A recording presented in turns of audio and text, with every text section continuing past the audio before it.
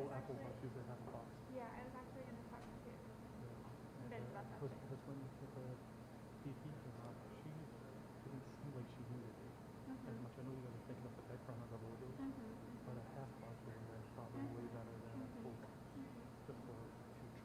Yeah, appreciate that. Thank you.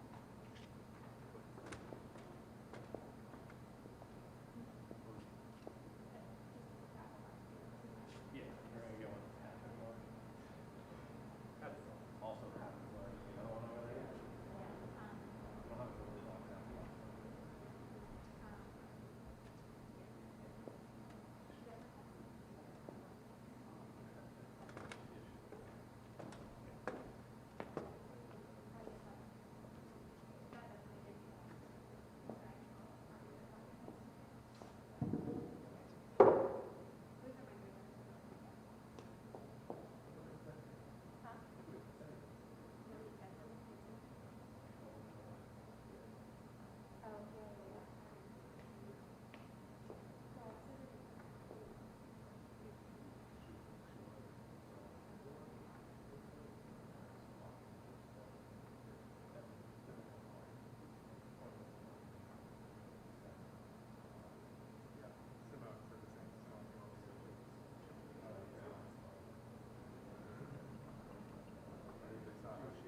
They wanted her to lose it until 5 seconds.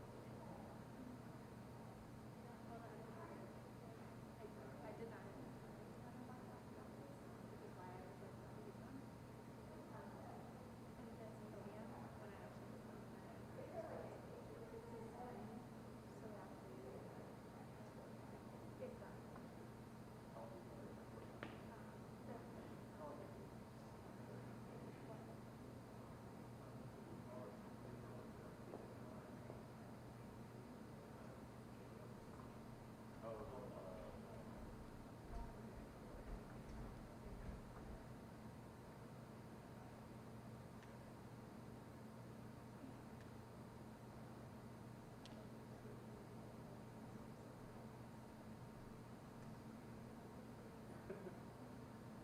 Towering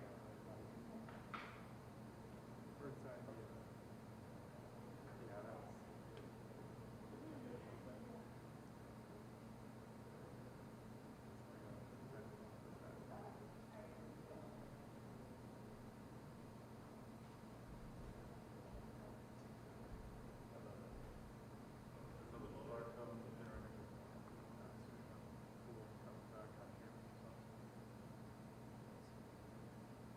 Yeah, they'll be fine.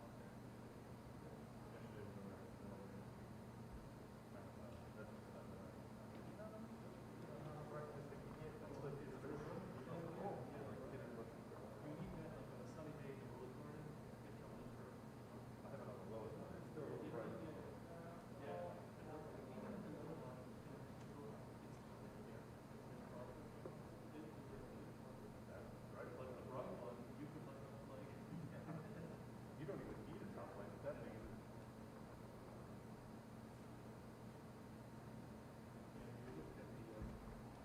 Internal battery.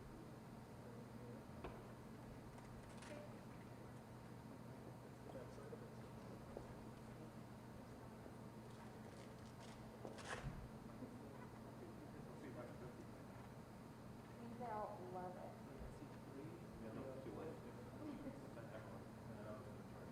Yeah, I mean, that's way fun.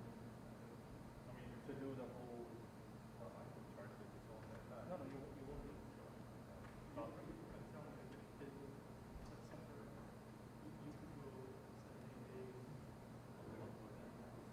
But I'll take it out tonight. You can charge it. It's good.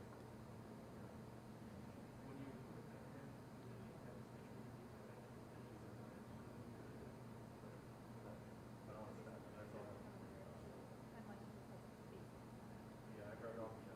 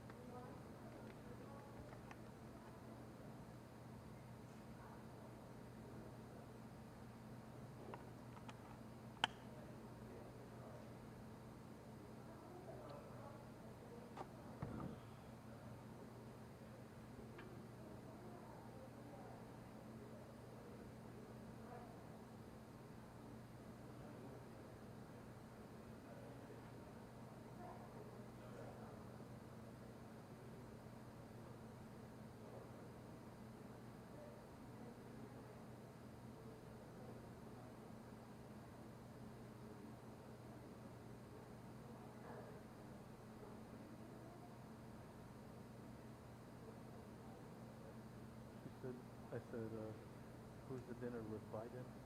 She said, no, laughing out loud. Eagle sent out a text. And she didn't see us on it. I said, that's because he talked to us direct. I'm like, excited just hosting the media already for in the middle of this. Yeah. Then cameras. So did he decide on that big app for you first? I know.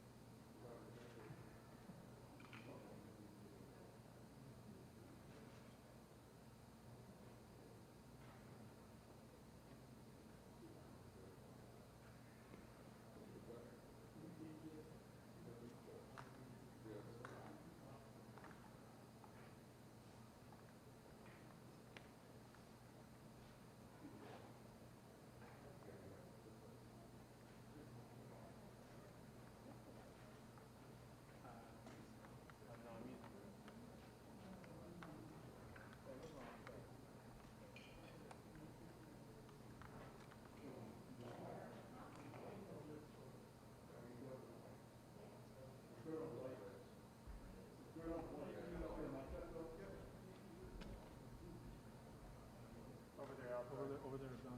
Donna's there.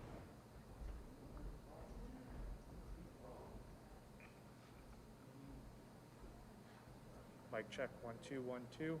Mic check, 1 2 3 4 5 6 7 8 9 10. Happy Thanksgiving. 1 2 3 4 5 6 7 8 9 10. 10 9 8 7 6 5 4 3 2 1. Hey hey, 1 2. Mic check, 1 2 3 4 5 6 7 8 9 10.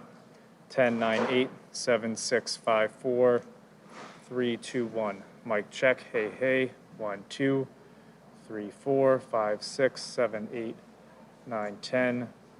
10 9 8. Copy that.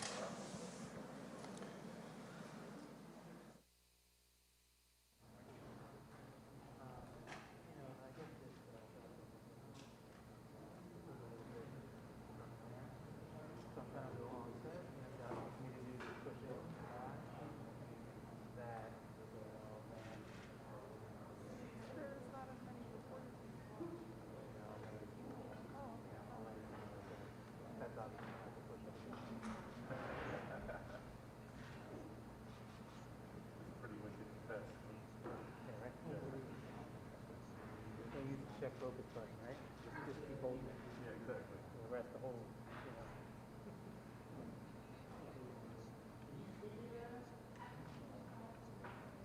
Hey, Tom, the press in the room we're looking for is a mic check maybe.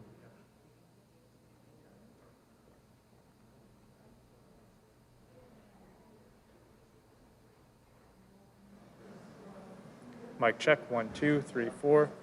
Mic check, 1 2 3 4 5 6. All good? All good. Thumbs up. Thank you.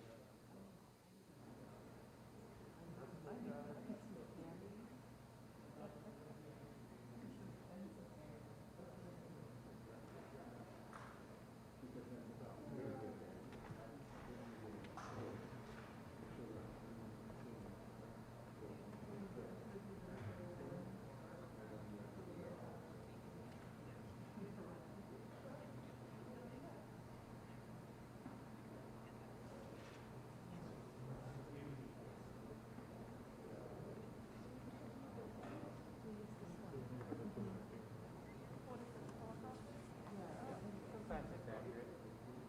Not all accurate. As soon as I get along.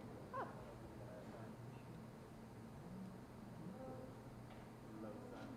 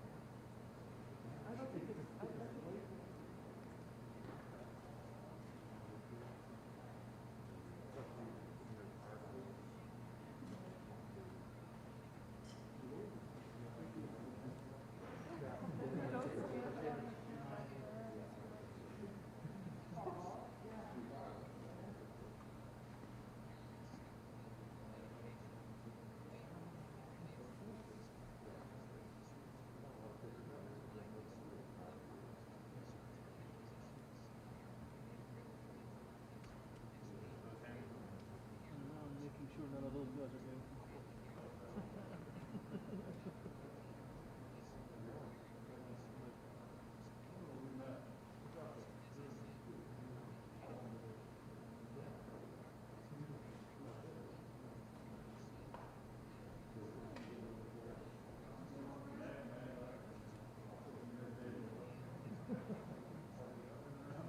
I do sometimes, yeah.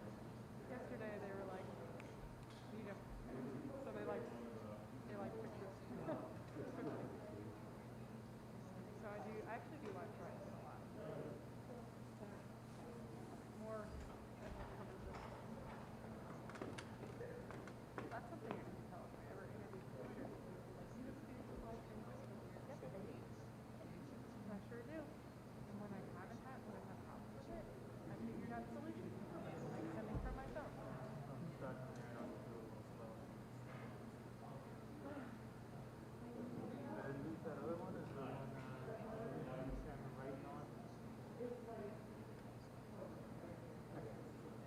Sarah.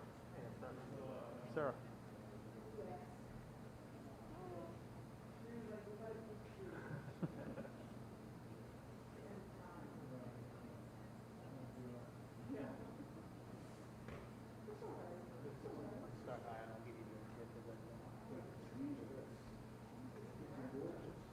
I'll keep it now.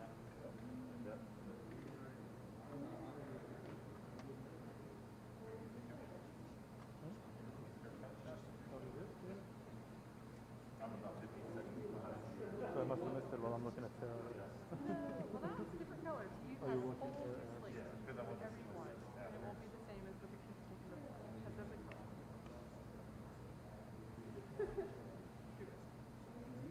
We'll take it over on the orange background too.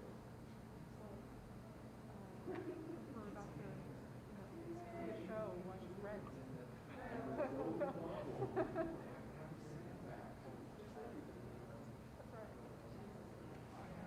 right.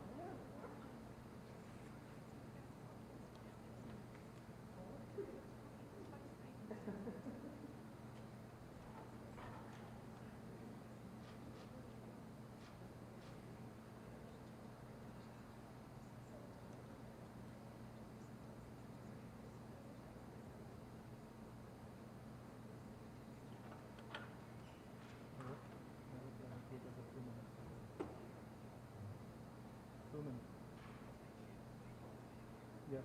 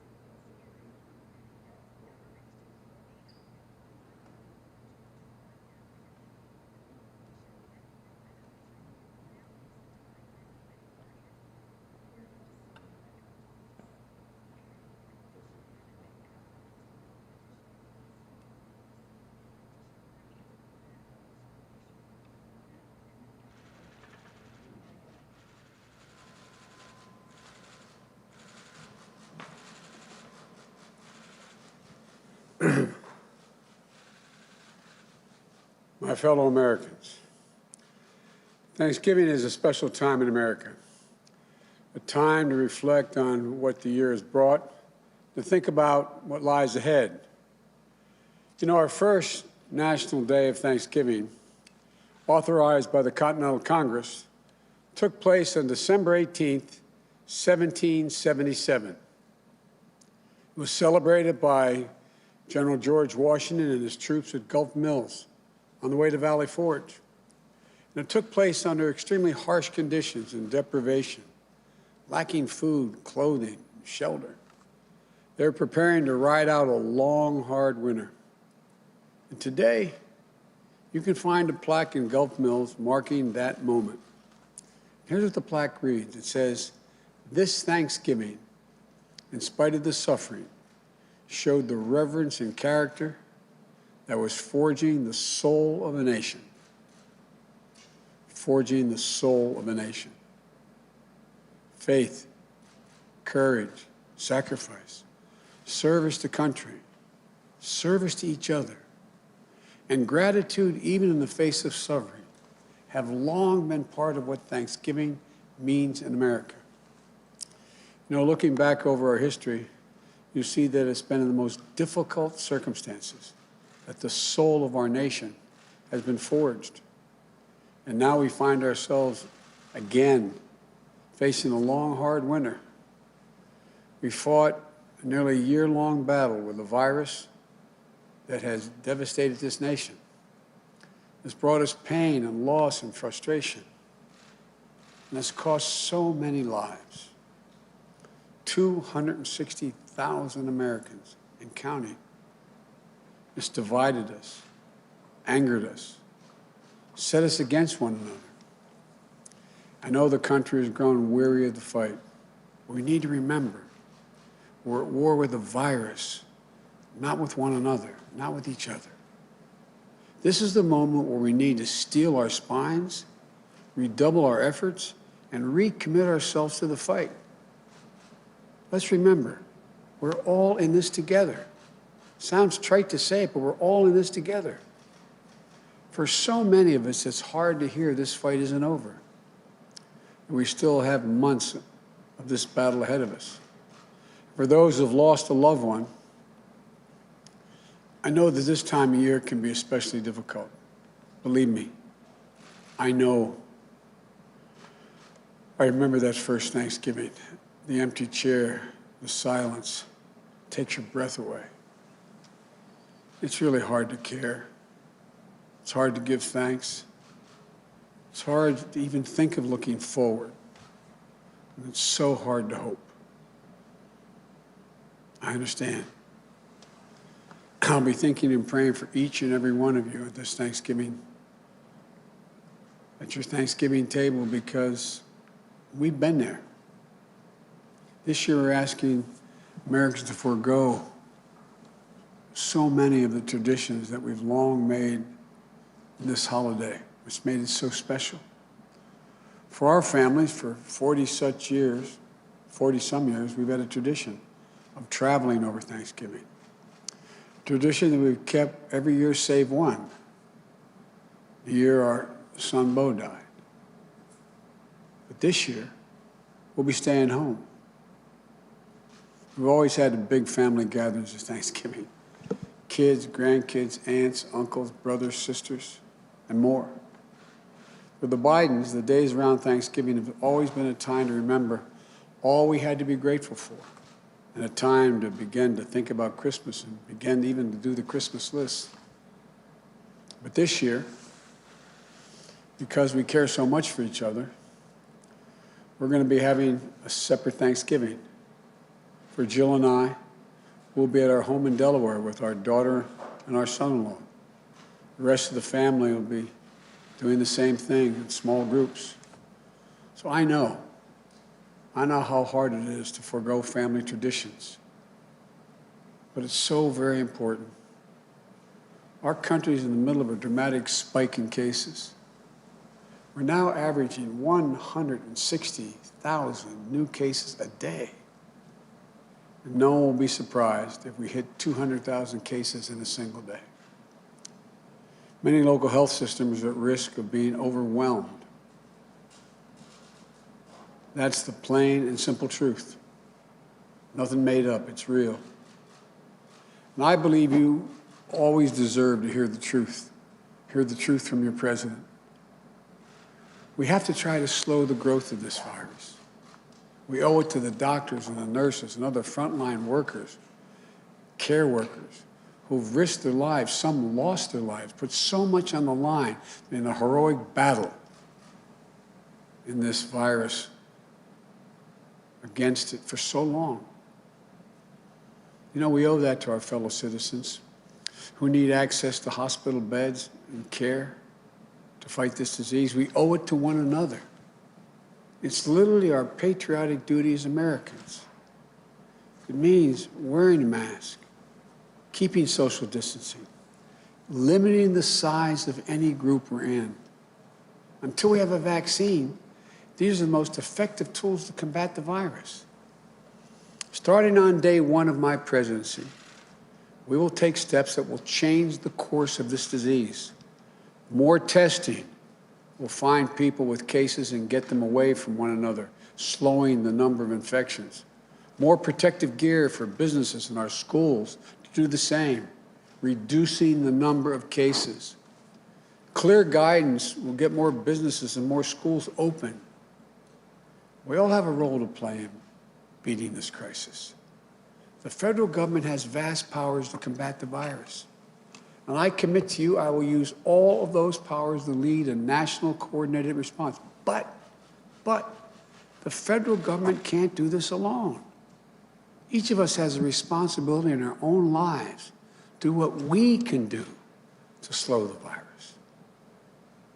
Every decision we make matters. Every decision we make can save lives. None of these steps we're asking people to take are political statements. Every one of them is based on science, real science. Now, the good news is there has been significant record-breaking progress made recently in developing a vaccine. And several of these vaccines look extraordinarily effective. And it happens that we're on track for the first immunization to begin by late December, early January. Then we'll need to put in place a distribution plan to get the entire country immunized as soon as possible, which we will do, but it's going to take time. I'm hoping the news of the vaccine will serve as an incentive to every American to take these simple steps to get control of the virus. There's real hope, tangible hope. So hang on. Don't let yourself surrender to the fatigue, which I understand it is real fatigue. I know we can and we will beat this virus. America's not going to lose this war. We'll get our lives back. Life is going to return to normal, I promise you. This will happen. This will not last forever. So yes, it's been a really hard year, particularly hard for over 250,000 people and their families. But I still believe we have much to be thankful for. There's so much to hope for, much to build on, much to dream of. Here's the America I see, and I believe it's the America you see as well. America that faces facts, an America that overcomes challenges, an America that where we seek justice and equality for all people, an America that holds fast to the conviction that out of pain comes possibility, out of frustration comes progress, and out of division, unity. You all know in our finest hours, that's who we've always been, and that's who we shall be again. For I believe that this grim season of division, demonization, is going to give way to a year of light and of unity. Why do I think so? Because America is a nation not of adversaries, but of neighbors. Not of limitations, but of possibilities. Not of dreams deferred, but of dreams realized. I've said many times that this is a great country. We are a good people. This is the United States of America. And there's never been anything we've been unable to do when we've done it together. Think of what we come through as a nation. How many things we've come through? Centuries of human enslavement, cataclysmic civil war, exclusion of women from the battle box, world wars, Jim Crow, the long twilight struggle against Soviet tyranny that could have ended not in the fall of the Berlin Wall, but in nuclear Armageddon. Look, I'm not naive. I know that history is just that, history. But to know what came before, what's come before, what's happened before, can help arm us against despair. Knowing that previous generations got through the same universal human challenges that we face. The tension between selfishness and generosity, between fear and hope, between division and unity. And what was it that brought the reality of America into closer alignment with the promise of reality, justice, and prosperity? Sounds corny, but it was love, plain and simple. Love of country, love of one another. We don't talk much about love in our politics. The political arena is too loud, too angry, too heated. To love our neighbor as ourselves is a radical act. It is what we're called to do. We must try. For only in trying, only in listening, only in seeing ourselves as bound together in what Dr. King called the mutual garment of destiny, can we rise above divisions and truly heal. Look, we all know America's never been perfect, but we've always tried to fulfill the aspiration of the Declaration of Independence, that all people are created equal, created in the image of God. And we've always sought to form a more perfect union. What should we give thanks for this season? Well, first, let's be thankful for democracy itself. In this last election, the one that just took place, we've seen record numbers of Americans exercise their most sacred right, that of the vote, to register their will at the ballot box. Think about that. In the middle of a pandemic, more people voted this year than have ever voted in the history of the United States of America. Over 150 million people cast a ballot. Simply extraordinary. Many of them waiting in line 5, 6, 7, 8 hours to vote. If you want to know what beats deep in the heart of America, it's this: democracy. The right to determine our lives, our government, and our leaders. The right to be heard. Our democracy was tested this year. And what we learned is this: the people of this nation are up to the task. In America, we have full and fair and free elections. And then we honor the results.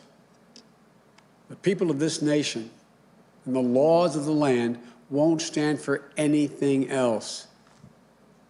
Through the vote, the noblest instrument of nonviolent protest ever conceived, we remained anew and were reminded anew that progress is possible, that we the people have the power to change what Jefferson called the course of human events. And with our hearts and our hands and our voices, today we can be better than yesterday. And tomorrow we can be still better than that day.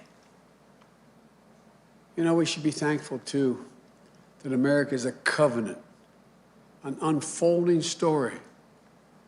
That we have what we need to create prosperity, opportunity, and justice. Americans have grit and generosity, a capacity for greatness, and reservoirs of goodness. We have what it takes. Now we have to act. This is our moment, ours together, to write a newer, bolder, more compassionate chapter in the life of the nation. The work ahead is not going to be easy. It will not be quick. You want solutions, not shouting. Reason, not hyper-partisanship. Light, not heat. You want us to hear one another again, see one another again, respect one another again. You want Democrats and Republicans and independents to come together and work together. And that, my friends, is what I'm determined to do. Americans dream big. As hard as it may seem this Thanksgiving, we're going to dream big again. Our future is bright. The fact I've never been more optimistic about the future of America than I am right now. I, honest to God, believe the 21st century is going to be an American century. We're going to build an economy that leads the world. We're going to lead the world by the power of our example, not just the example of our power. We're going to lead the world on climate and save this planet. We're going to find cures for cancer and Alzheimer's and diabetes. I promise you. We're going to finally root out systemic racism in this country. And this Thanksgiving, in anticipation of all the Thanksgivings that come, let's dream again. Let's commit ourselves to thinking not only of ourselves, but of others as well. For if we care for one another, if we open our arms rather than brandishing our fist, we can, with the help of God, heal. And if we do, and I'm sure we can proclaim the psalmist, with the psalmist who wrote these following words: "The Lord is my strength and my shield, and with my song I give thanks to him." I give thanks now for you, for the trust you've placed in me. Together, we'll lift our voices in the coming months and years, and our song shall be of lives saved, breaches repaired, a nation made whole again. Folks, from the Biden family to yours, wherever and however you may be celebrated, we wish you a happy Thanksgiving. May God bless you, and may God protect our troops. Happy Thanksgiving.